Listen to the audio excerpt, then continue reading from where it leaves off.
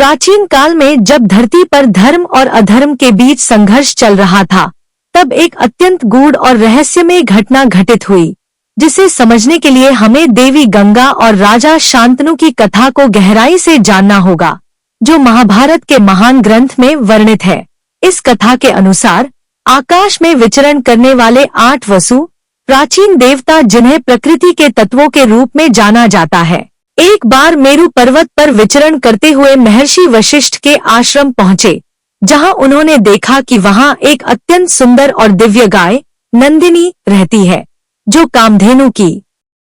संतान थी और ऋषि की सेवा में थी। वसुओं में से एक वसु, जिसका नाम था प्रभास, अपनी पत्नी के आग्रह पर उस गाय को चुराने का निर्णय लेता है, क्योंकि उसकी पत्नी को वह गाय अत्यंत प्रिय लगती है और वह चाहती है कि उसकी सेवा में वही दिव्य गाय हो जो इच्छानुसार दूध और अन्य सभी सुख देती है। तब प्रभास अपने अन्य 7 वसुभाइयों के साथ मिलकर नंदिनी का अपहरण कर लेता है, लेकिन ऋषि वशिष्ठ अपनी तपस्या और दिव्य दृष्टि से यह जान लेते हैं और क्रोधित होकर 8 वसुओं को श्राप देते हैं कि वे सभी अपने देवत्व को खोकर धरती पर मनुष्यों के रूप में जन्म लेंगे। इस श्राप से व्यथित होकर वसु ऋषि से क्षमा मांगते हैं। तब वशिष्ठ कहते हैं कि 7 वसु केवल एक जन्म के बाद मुक्त हो जाएंगे, लेकिन 8वां वसु प्रभास, जिसने इस चोरी की योजना बनाई थी, उसे लंबा और कष्टदायक जीवन बिताना पड़ेगा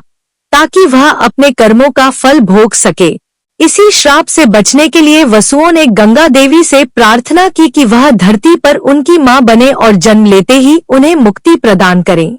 जिससे वे पृथ्वी पर जन्म लेकर तुरंत मुक्त हो जाएं और स्वर्ग को लौट जाएं। तब गंगा, जो स्वयं विष्णु की चरणों से प्रकट हुई थी और दिव्य चेतना से युक्त थी, इस कार्य को स्वीकार करती हैं। समय बीतता है और पृथ्वी पर हस्तिनापुर राज्य के राजा प्रतीप के पुत्र शांतनु एक दिन गंगा के किनारे विचरण करते हुए गंगा देवी के दिव्य रूप को देखते हैं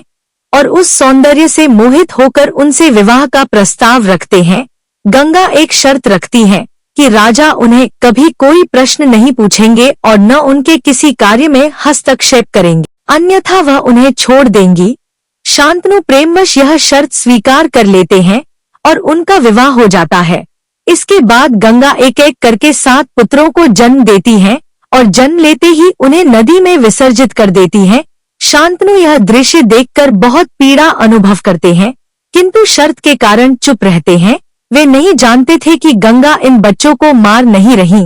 बल्कि उन्हें वशिष्ठ के श्राप से मुक्त कर रही थी,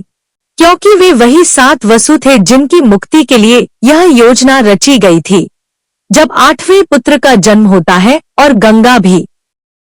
उसे नदी में बहाने के लिए आगे बढ़ती हैं, तब शांतनु अब और नहीं सह सकते और गंगा को रोकते हुए पूछते हैं कि वह ऐसा क्यों कर रही हैं। तब गंगा देवी मुस्कुराकर अपने दिव्य रूप में प्रकट होती हैं और राजा को सारा सत्य बताती हैं कि वे वसु देवताओं की मुक्ति के लिए धरती पर अवतरित हुई थी और उनके 7 पुत्रों को मुक्ति दे चुकी हैं। लेकिन यह 8वां पुत्र, जो प्रभास है, अब अपने कर्मों का फल भोगेगा और उसका नाम होगा देवव्रत,